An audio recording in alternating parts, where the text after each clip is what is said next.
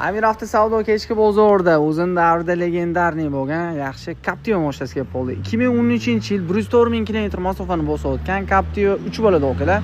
Mashina holati zo'r holat turibdi. Eng qizig'i aka salondan bir qo'l ekan. Ikkita tomon kirlosda kichkina bir qarich chiqmagan kichkina pitnosi bor. Qolgan joylar top-toza, balon holatlari zo'r holat turibdi akalar. Salon qismlarini ko'rishingiz mumkin.